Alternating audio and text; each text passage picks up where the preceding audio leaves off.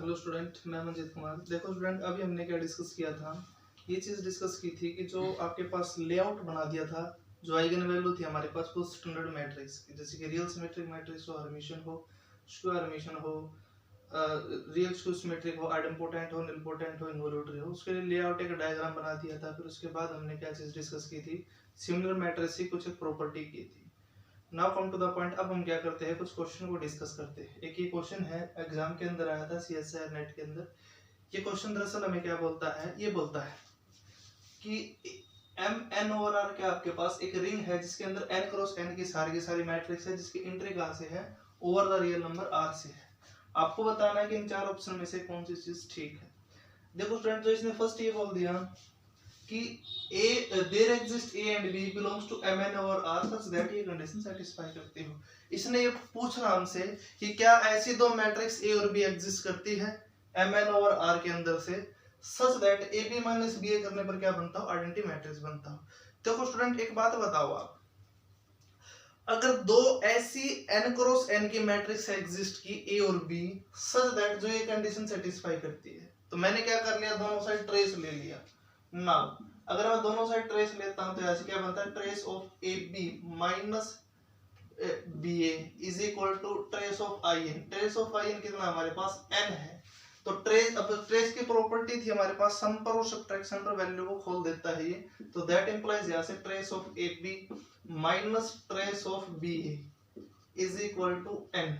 देखो बच्चों, अगर आपको याद हो तो मैंने आपको एक बात बताई थी, प्रॉपर्टी बताई थी, थर्ड प्रॉपर्टी। उसके अंदर हमने ये चीज डिस्कस किया था कि अगर ए और बी दो n क्रॉस n की मैट्रिक्स हमारे पास, और ए पी इंटू बी ए करने पर हमारे पास क्या क्या चीजें बराबर बनती है, DCTE, मतलब ये चार चीजें बराबर बनती है। मतलब डिटरमिनेंट, कैरेक्टरिस्टिक्स इक्वेशन, ट्रेस और आइगन वैल्यू। रैंक और मिनिमल पॉलिनोमियल सेम बने, ये कोई जरूरी नहीं था। Now come to the point. तो दैट इंप्लाइज यहां से ट्रेस ऑफ ए बी और ट्रेस ऑफ बी क्या बनेगा, सेम बनेगा, बराबर बनेगा। यहां से क्या बना, 0 इज इक्वल टू n, और n आपके पास क्या है, ग्रेटर देन और इक्वल टू 2 है, तो that implies option first is incorrect. तो इसका मतलब ये है कि ऐसी कोई a और b दो मैट्रिक्स एग्जिस्ट ही नहीं करती mn और r के अंदर से सच दैट ये कंडीशन सेटिस्फाई करती हो, तो that implies option first is incorrect. Second option के अंदर इसने बोल दिया कि if a and b belongs to mn over r such that commute करती हो वो, तो फिर इसने बोल दिया कि अगर a डायगोनलाइजेबल है, if and only b is diagonalizable over r। अब ये हमसे बोल रहा है कि अगर दो मैट्रिक्स है a और b, अगर दोनों के दोनों कम्यूट करती है, मतलब ab is equal to b बनाता है, फिर उसने क्या कर दिया, ये ऑप्शन बना दिया कि अगर a डायगोनलाइजेबल तो b डायगोनलाइजेबल बनेगी, अगर b डायगोनलाइजेबल तो a डायगोनलाइजेबल बनेगी। तो बच्चों मैंने क्या कर लिया, ए मैट्रिक्स को जीरो ले लिया, बी को क्या ले लिया, नॉन जीरो निलपोटेंट मैट्रिक्स ले लिया। तो in that case A into B करने पर क्या बनेगा, जीरो मैट्रिक्स बनेगा, और बी ए इंटू करने पर क्या बनेगा, जीरो मैट्रिक्स बनेगा। तो दैट इंप्लाइज दोनों चीजें सेटिस्फाई है। अब देखो ए, वहां से ए हमारे पास क्या बनी थी, जीरो मैट्रिक्स बनी थी। हमने ये चीज डिस्कस किया था कि जब कभी भी नॉन जीरो निलपोटेंट मैट्रिक्स हमारे पास एक ऐसी है जो डायगोनलाइजेबल है, और non zero nilpotent matrix is never diagonalizable. तो इसका मतलब ये कि अगर A जीरो मैट्रिक्स है और B non zero nilpotent matrix है, तो ये सिचुएशन तो सेटिस्फाई होती है, बट B डायगोनलाइजेबल नहीं बनती। तो that implies by this situation B option is also incorrect. कैसे, if A is 0 and B हमारे पास क्या होता है, जैसे कि फॉर एग्जांपल 2 क्रॉस 2 के ले ली मैंने, 0 0 0 0, और A ये ले लिया 0 1 0 0, A into B कर दो, B into A कर दो, जीरो मैट्रिक्स बनता है मेरे पास, जहां पर A तो डायगोनलाइजेबल है, B डायगोनलाइजेबल नहीं बनता। तो that implies by this counter example option B is incorrect.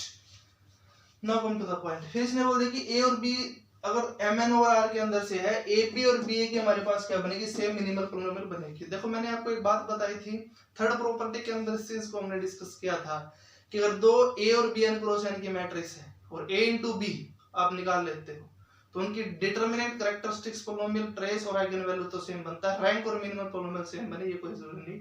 तो that implies by this one option C is also incorrect. तो दैट इंप्लाइज, ऑब्वियस सी बात थी, चार ऑप्शन थे, तीन एलिमिनेट हो चुके, तो third is correct, fourth is correct. तो दैट इंप्लाइज फोर्थ को भी डिस्कस कर लेते हैं। चलो हम, इसने बोलते हैं कि अगर A और B कहां से है, Mn ओवर R के अंदर से है, Mn ओवर R के अंदर से है, और A और B हमारे पास क्या है, सेम आइगन वैल्यू बनेगी इन C के अंदर। ऑब्वियस सी बात है, अभी डिस्कस किया था थर्ड प्रॉपर्टी जो सिमिलर मैट्रिक्स के अंदर हमने डिस्कस किया था, उस चीज के अकॉर्डिंग कि अगर A और B दो मैट्रिक्स है n क्रॉस n की है, तो इन दैट केस A और B की जो हमारे पास डिटरमिनेंट, कैरेक्टरिस्टिक्स पॉलिनोमियल, ट्रेस और आइगन वैल्यू क्या बनते हैं, सेम बनती है। तो दैट इंप्लाइज ए बी और बी की हमारे पास क्या बनेगी, आइगन वैल्यू सेम बनेगी। इस टाइप से क्या करना था बच्चों, आपको इस क्वेश्चन को सोल्व करना था। देखो बच्चों अब हमारे पास क्या है, कुछ स्पेशल टाइप की मैट्रिसेस है जो हमेशा ही क्या है आपके पास, किस टाइप से वो किस पर डायगोनलाइजेबल, उस स्पेस के ऊपर हमने क्या किया है, काम किया है। Now come to the point. देखो वो मैंने क्या कर दिया, टेबल के अकॉर्डिंग उसके डायगोनलाइजेबिलिटी और आइगन वैल्यू का जो ब्यौरा है पूरा का पूरा वो लिखने की कोशिश की है। जैसे कि फर्स्टली हमारे पास क्या है कि अगर कोई रियल सिमेट्रिक मैट्रिक्स हो तो उसकी जो हम ये प्रूव कर चुके कि आइगन वैल्यू हमेशा क्या बनती है, रियल बनती है। अब आइगन वैल्यू रियल और सेकंडली हमारे पास ये जो रियल सिमेट्रिक मैट्रिक्स है हमारे पास क्या बनते हैं, डायगोनलाइजेबल ओवर आर बनती है। अगर डायगोनलाइजेबल ओवर आर बन चुका तो दैट इंप्लाइज ये ओवर सी भी बनता है। फिर सेकंड हमारे पास स्टैंडर्ड मैट्रिक्स है आर्मिशन मैट्रिक्स हो, तो इन दैट केस आर्मिशन मैट्रिक्स कि हमने डिस्कस किया था कि आइगन वैल्यू हमेशा क्या बनती है, रियल बनती है। आइगन वैल्यू रियल बनती है और सेकंडली हमारे पास क्या हमेशा डायगोनलाइजेबल बनती है ओवर आर पर। थर्डली क्या हमारे पास रियल स्क्यू सिमेट्रिक मैट्रिक्स, ये चीज हम प्रूव कर चुके थे कि जब कोई भी हमारे पास क्या रियल स्क्यू सिमेट्रिक मैट्रिक्स हो तो हमेशा ही क्या बनती है, वो डायगोनलाइजेबल बनती है। तो रियल स्क्यू सिमेट्रिक मैट्रिक्स है तो उसके आइगन वैल्यू हमेशा या तो 0 बनती है, फिर प्योरली इमेजिनरी बनती है। तो दैट इंप्लाइज हमेशा क्या आपके पास डायगोनलाइजेबल है ओवर सी पर। फिर उसके बाद हमारे पास है स्क्यू आर्मिशन मैट्रिक्स। स्क्यू आर्मिशन मैट्रिक्स की जो आइगन वैल्यू है हम ये प्रूव कर चुके थे कि या तो 0 बनेगी या प्योरली इमेजिनरी। तो और ये किस पर डायगोनलाइजेबल आपके पास ओवर सी पर है। फिर उसके बाद जो फिफ्थ मैट्रिक्स है आपके पास रियल ऑर्थोगोनल मैट्रिक्स, ये हम प्रूव कर चुके कि जो रियल ऑर्थोगोनल मैट्रिक्स है उसकी आइगन वैल्यू क्या बनती है, हमेशा यूनिट मॉडुलस बनती है। और सेकंडली फिर ये डायगोनलाइजेबल किस पर है, सी पर है। यूनिटरी मैट्रिक्स की आइगन वैल्यू भी हम प्रूव कर चुके हैं कि वो क्या हमारे पास यूनिट मॉडुलस है। और सेकंडली डायगोनलाइजेबल किस पर बनती है, मैंने बोला था जिस स्पेस के अंदर आइगन वैल्यू एग्जिस्ट करती है उसके अंदर क्या है, डायगोनलाइजेबल है। तो that implies unitary matrix is diagonalizable over C. अब उसके बाद हमारे पास क्या है, कुछ मैट्रिक्स और है, उसके आइगन वैल्यू और डायगोनलाइजेबिलिटी पर हमने काम किया है। किस टाइप की है, स्टैंडर्ड चीजें है एक्चुअल में। सेवंथ मैट्रिक्स वो है आइडेम्पोटेंट मैट्रिक्स। देखो बच्चों आइडेम्पोटेंट मैट्रिक्स थी, हमने ये चीज किया था कि जो आइडेम्पोटेंट मैट्रिक्स एक्चुअल में आपके पास जो कोई भी आइडेम्पोटेंट मैट्रिक्स है उसके आइगन वैल्यू क्या क्या डिस्कस किया था हमने, या तो 0 बनती है या फिर क्या बनती है, 1 बनती है या फिर दोनों बनती है। तो दैट इंप्लाइज आइगन वैल्यू है आपके पास क्या है, इसकी रियल है, तो that implies it is diagonalizable over R. और ये चीज ऑलरेडी प्रूव भी कर चुके हम कि ये मैट्रिक्स डायगोनलाइजेबल बनती है। कैसे, वो मिनिमल पॉलिनोमियल के थ्रू जो कांसेप्ट बनाया था उसके अकॉर्डिंग चले थे। Now come to the point, 8th जो मैट्रिक्स है हमारे पास वो है इनवॉल्यूटरी मैट्रिक्स। देखो बच्चों इनवॉल्यूटरी मैट्रिक्स की प्रूव किया था कि आइगन वैल्यू क्या है, 1 और -1 है। तो दैट इंप्लाइज ये भी हम प्रूव कर चुके हैं कि हमारे पास डायगोनलाइजेबल क्या है, ओवर आर पर। ओवर आर पर डायगोनलाइजेबल है तो दैट इंप्लाइज ओवर सी पर भी बनता है। उसके बाद 9th मैट्रिक्स हमारे पास वो है निलपोटेंट मैट्रिक्स। देखो बच्चों जो निलपोटेंट मैट्रिक्स है ये प्रूव कर चुके हैं, इसकी जो आइगन वैल्यू क्या थी, 0 थी। फिर हमने ये भी प्रूव किया था कि non zero nilpotent matrix is never diagonalizable. तो that implies it is not diagonalizable. अगर जीरो मैट्रिक्स है तब डायगोनलाइजेबल है, अदरवाइज नहीं है। तो इसका मतलब by counter this one is not diagonalizable. In general तो नॉट डायगोनलाइजेबल ही बोलना पड़ेगा मुझे। इस टाइप से है ये चीजें। Now come to the point. देखो बच्चों अब हम क्या करते हैं, सीएसआर नेट के अंदर पता है क्या होता है, कई बार क्वेश्चन ऑप्शन बना देता है वो 4, वो ये बोलता है कि मैट्रिक्स आपके पास डायगोनलाइजेबल ओवर आर बोल दिया, चलो मैंने 4 ऑप्शन बना दिए। वो क्या करता है, कुछ मैट्रिक्स इनमें से दे देता है, जैसे कि आइडेम्पोटेंट दे दिया या फिर इनवॉल्यूटरी दे दिया या फिर सिमेट्रिक मैट्रिक्स दे दिया, स्क्यू आर्मिशन दे दिया, इनमें से दे देता है। फिर हमको तो डायरेक्ट पता है कि हाँ इन पिन पर डायगोनलाइजेबल है। तो यहाँ से हमारा क्या होता है, टाइम बचता है क्वेश्चन सोल्व करने का। तो वहां पर एएनजीएम निकालने की जरूरत नहीं बनती, यहाँ से डायरेक्ट रिजल्ट अप्लाई करो और आंसर बना दो। इस टाइप से क्या करना, आपको सोचना है इस चीज के बारे में। देखो अब हम क्या करते हैं, नेट का क्वेश्चन को उठाते हैं। तो नेट का क्वेश्चन हमारे पास किस टाइप से, उस पर आते हैं। देखो स्टूडेंट अब एक ये क्वेश्चन है, एग्जाम के अंदर आया था, सीएसआर नेट के अंदर जून 2017 के अंदर आया था। इस क्वेश्चन को हम क्या करते हैं, दरअसल डिस्कस करते हैं। एक्चुअल में मेरा क्वेश्चन क्या बोलता है, वो ये बोलता है, इसलिए बोलते हैं कि which of the following 3x3 matrix is diagonalizable over R. इनमें से बोलते हैं कि जो 4 ऑप्शन बना दिए आपको दे दिए, ये बोलते हैं कि इनमें से कौन कौन सी ऐसी मैट्रिक्स है जो डायगोनलाइजेबल बनते हैं मेरे पास आर के ऊपर। देखो एक बात बताओ बच्चों, जो हमारे पास ऑप्शन फर्स्ट है, एक्चुअल में तो सारे के सारे हमारे पास क्या है, मैट्रिसेस है जिसकी एंट्री कहाँ से, आर के अंदर से है। अब बात ये थी, अब हमें क्या करना है, चेक करना है कि फर्स्ट ऑप्शन हमारे पास डायगोनलाइजेबल ओवर आर पर बनता है कि नहीं बनता। एक बात बताओ बच्चों, जो हमारे पास ये ऑप्शन फर्स्ट है, it is a triangular matrix, in fact it is a upper triangular matrix. हमने ये चीज डिस्कस किया था कि जब कभी प्रूफ भी किया था लास्ट वीडियो के अंदर, इसका प्रूफ भी गिवन है कि अगर कोई अपर ट्रायंगुलर मैट्रिक्स हो तो उसकी जो आइगन वैल्यू हमारे पास क्या क्या बनती है, जस्ट डायगोनल एंट्री ही बनती है। तो इसका मतलब जो ऑप्शन फर्स्ट है, इसकी जो डायगोनल आइगन वैल्यू क्या है, 1, 4 और 6 है। तो इसका मतलब इस मैट्रिक्स जो हमारे पास फर्स्ट ऑप्शन है, इसके अंदर जो मैट्रिक्स है, इसकी आइगन वैल्यू क्या बनी, 1 बनी, 4 बनी और 6 बनी। अब एक बात बताओ, 1 है वो कितनी बार आइगन वैल्यू बनता है इस मैट्रिक्स का, एक बार। दैट इंप्लाइज यहां से am कितना बना, लैम्डा इज इक्वल टू 1 ये कॉरस्पॉन्डिंग वो बना 1, am 1 है तो gm भी 1। 4 कितनी बार am, 4 के कॉरस्पॉन्डिंग am कितना बना, अलजेब्राइक मल्टीप्लिसिटी 1, तो दैट इंप्लाइज gm भी 1। अब 6 के कॉरस्पॉन्डिंग इसकी अलजेब्राइक मल्टीप्लिसिटी क्या क्या है हमारे पास, वो 1 है, तो दैट इंप्लाइज gm भी हमारे पास क्या बनता है, 1 बनता है। तो दैट इंप्लाइज ऑप्शन फर्स्ट के corresponding am is equal to gm for each eigenvalue, तो that implies option first is correct. क्योंकि हमने ये चीज डिस्कस किया था, कोई मैट्रिक्स हमारे पास डायगोनलाइजेबल तभी है अगर am और gm हमारे पास क्या बनते हो, बराबर बनते हैं। तो दैट इंप्लाइज फर्स्ट ऑप्शन के लिए हर आइगन वैल्यू के कॉरस्पॉन्डिंग am और gm क्या बनती है, बराबर बनती है, तो that implies option first is correct. अब एक बार ऑप्शन डी पर आते हैं। एक बात बताओ बच्चों, जो हमारे पास ये मैट्रिक्स डी है वो है क्या, ये हमारे पास है सुपर अपर ट्रायंगुलर मैट्रिक्स है। हमने ये चीज डिस्कस किया था कि सुपर अपर ट्रायंगुलर मैट्रिक्स है, उसकी सारे के सारे आइगन वैल्यू क्या है, वो सॉरी जो सुपर अपर ट्रायंगुलर मैट्रिक्स है वो हमारे पास क्या है, नीलपोटेंट मैट्रिक्स बनती है। और ये हमारे पास क्या है, तो दैट इंप्लाइज यहाँ से जो ऑप्शन डी के अंदर मैट्रिक्स है वो क्या है, नॉन जीरो नीलपोटेंट मैट्रिक्स है। और ये हम चीज डिस्कस कर चुके, प्रूफ कर चुके इस चीज का कि नॉन जीरो नीलपोटेंट मैट्रिक्स है, इट इज नॉट डायगोनलाइजेबल, तो that implies option D is incorrect. अब ऑप्शन सी पर आते हैं। ऑप्शन सी के अंदर मुझे ये बताओ, जो मैट्रिक्स है वो क्या है, इसका ट्रांसपोज करने से यही बनता है, तो that implies it is a symmetric matrix और रियल सिमेट्रिक मैट्रिक्स। और अभी मैंने जो आपको कुछ एक स्टैंडर्ड चीजें बताई थी डायगोनलाइजेबिलिटी पर, कि ये चीज डिस्कस किया था, कोई भी रियल सिमेट्रिक मैट्रिक्स हो तो हमारे पास क्या है, it is always diagonalizable over R, तो दैट इंप्लाइज ऑप्शन फर्स्ट के कॉरस्पॉन्डिंग ऑप्शन सी है वो क्या है, डायगोनलाइजेबल है ओवर आर पर। तो इस टाइप से बच्चों आपको क्या होता है करना, चीजें गिवन जो डाटा पढ़ चुके, चीजें फॉलो कर चुके, बुकों को अलग अलग अच्छे ऑथर की बुक को फॉलो कर चुके, उनमें बहुत सी अच्छी अच्छी चीजें गिवन है, वहां से अलग अलग आपने प्रोसीजर बनाया है, थ्रू कंसेप्ट क्रिएट किए हैं, कंसेप्ट अप्लाई करो, क्वेश्चन बिना पेन चलाने से भी क्वेश्चन सोल्व हो जाता है कई बार। अब एक बात है, ये हमने क्या किया है, ऑप्शन फर्स्ट क्या बन चुका, डायगोनलाइजेबल बन चुका आर पर, ये बन चुका, ये तो डायगोनलाइजेबल ही नहीं बनता। अब ऑप्शन बी पर आते हैं। ऑप्शन बी के लिए देखो हमारे पास जो मैट्रिक्स है वो स्टैंडर्ड टाइप का तो बनती नहीं कोई भी, तो इसलिए मैंने क्या कर लिया, एम जी एम निकालने स्टार्ट कर दी। इसकी मैंने क्या किया, कैरेक्टरिस्टिक्स इक्वेशन बनाई, lambda cube minus lambda square, फिर क्या आता है ट्रेस, ट्रेस कितना बना मेरे पास, वो 1 बना, प्लस लैम्डा, फिर कोफैक्टर प्रिंसिपल कोफैक्टर, a11 कितना बना 0, फिर a22 ये भी हमारे पास क्या बनता है 0, ये गया इसकी मल्टीप्लाई माइनस में इसकी मल्टीप्लाई 0, फिर हमारे पास ये गया इसकी मल्टीप्लाई माइनस में इसकी मल्टीप्लाई तो +1, तो फिर माइनस डिटरमिनेंट कितना बना, या डिटरमिनेंट बनता है इसका 0 -1 इनटू इसकी मल्टीप्लाई माइनस में इसकी मल्टीप्लाई -1 फिर +0, तो दैट इंप्लाइज डिटरमिनेंट बनता है इसका 1 प्लस का इज इक्वल टू 0, तो दैट इंप्लाइज यहाँ से lambda cube minus lambda square plus lambda -1 is equal to 0 क्या बन चुकी, कैरेक्टरिस्टिक्स इक्वेशन बन चुकी इस मैट्रिक्स की। तो मैंने क्या कर दिया, आइगन वैल्यू निकालने स्टार्ट कर दी।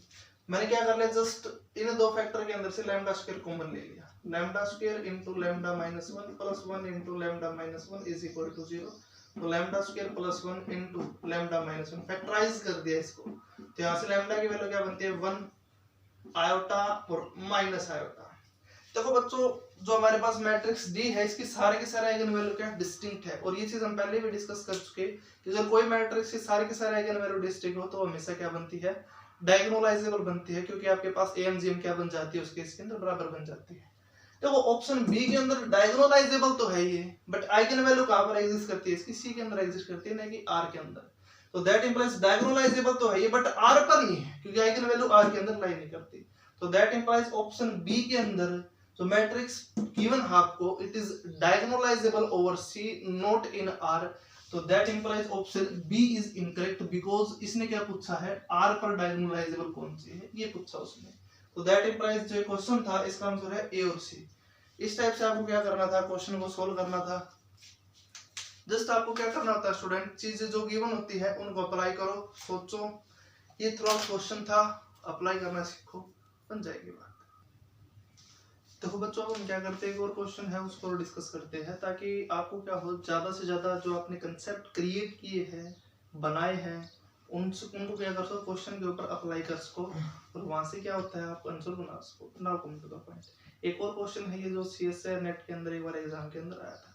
देखो दरअसल ये क्वेश्चन हमें क्या बोलता है, वो ये है कि ए हमारे पास है कोई 3x3 की मैट्रिक्स है जिसकी रियल एंट्री है, तो आपको बताना है इनमें से कौन सी चीज ठीक है। ऑप्शन फर्स्ट ये बोलता है कि A is necessary diagonalizable over R. इसने बोल दिया कि अगर कोई 3x3 की मैट्रिक्स हो तो वो हमेशा ही डायगोनलाइजेबल बनेगी ओवर आर पर। ये किसने बोल दिया कि एट रैंडमली आप कोई भी 3x3 की मैट्रिक्स बोल देते हो कि वो डायगोनलाइजेबल बनेगी ओवर आर पर? No, it is incorrect. आपको अगर फॉर एग्जांपल मान लो मैं क्या ले लूं, ये मैट्रिक्स ले ली मैंने 0 0 1 0 0 0 0 0 0, ये ले ली 3x3 की मैट्रिक्स। ये हमारे पास क्या है, नॉन जीरो मैट्रिक्स है, निलपोटेंट है, और हम ये डिस्कस कर चुके हैं कि non zero nilpotent matrix is never diagonalizable. तो दैट इंप्लाइज ये कैसी 3x3 की मैट्रिक्स है जिसकी रियल एंट्री है वो हमारे पास क्या नहीं है, डायगोनलाइजेबल नहीं है। तो दैट इंप्लाइज एट रैंडमली मैं ये नहीं बोल सकता कि कोई भी 3x3 की मैट्रिक्स है तो हमारे पास क्या बनेगी, डायगोनलाइजेबल बनेगी और आर पर। तो दैट इंप्लाइज ऑप्शन फर्स्ट है it is incorrect by this example. Now come to the point.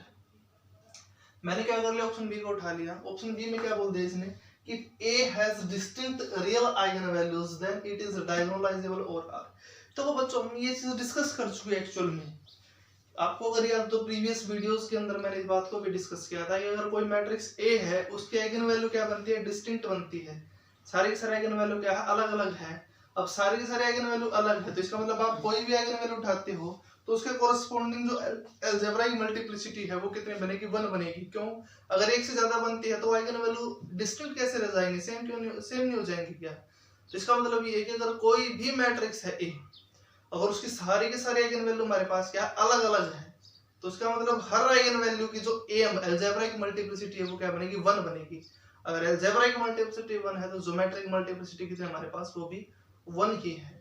तो इसका मतलब ये है कि अगर कोई A मैट्रिक्स है उसकी सारी की सारी आइगन वैल्यू डिस्टिंक्ट है तो इट इज डायगोनलाइजेबल। अब बात ये थी कि ओवर R पर डायगोनलाइजेबल है क्या। अब देखो इसने बोल दिया कि सारी सारी आइगन वैल्यू किसमें दे दी, उसने रियल दे दी सारी सारी आइगन वैल्यू। और मैंने ये चीज डिस्कस भी कर चुके हैं हम ये पहले भी कि जिस स्पेस के अंदर आइगन वैल्यू एग्जिस्ट करते हैं वो डायगोनलाइजेबल है, तो उस स्पेस के अंदर वो हमारे पास क्या बन जाती है, डायगोनलाइजेबल बन जाती है। तो that implies option first is correct. Option third में इसने बोल दिया कि if A has distinct eigenvalue then it is diagonalizable over C। देखो अब कोई भी मैट्रिक्स है उसके सारे के सारे आइगन वैल्यू डिस्टिंक्ट है तो दैट इंप्लाइज अभी जो मैंने आपको ऑप्शन बी के लिए जो चीज डेवलप किया था उसके अकॉर्डिंग क्या बनाया यहाँ से कि डिस्टिंक्ट आइगन वैल्यू के लिए आपके पास हर आइगन वैल्यू की अलजेब्राइक मल्टीप्लिसिटी 1 तो GM भी 1, तो that implies AM is equal to GM for each eigen value. अब आइगन वैल्यू अब तो कुछ भी हो डायगोनलाइजेबल तो है वो, अब C के अंदर तो पक्का मिलने आपको ये बात भी श्योर है। तो इसका मतलब A की आइगन वैल्यू है वो कहां पर चली गई, सारी की सारी C के अंदर चली गई और वो डायगोनलाइजेबल भी है तो that implies it is diagonalizable over C। तो that implies option C is also correct. If इसने बोल दिया कि if all eigen value of A are non zero then it is diagonalizable over C। ये बोल रहा है कि जो फोर्थ ऑप्शन के लिए आपको कि अगर कोई मैट्रिक्स A है अगर उसके सारे के सारे आइगन वैल्यू आपके पास क्या हो, अगर उस सारे के सारे आइगन वैल्यू हमारे पास क्या हो, नॉन जीरो हो तो डायगोनलाइजेबल बनेगी C पर। ये किसने बोल दिया, जैसे कि फॉर एग्जांपल मान लो मैंने ये मैट्रिक्स ले ली 1 1 2, ये अगर 1 कर दिया 0 0 0 0 0। एक बात बताओ बच्चों, इस मैट्रिक्स की आइगन वैल्यू कितनी बनेगी हमारे पास, इस मैट्रिक्स की आइगन वैल्यू बनेगी 1 1 और 2 बनेगी।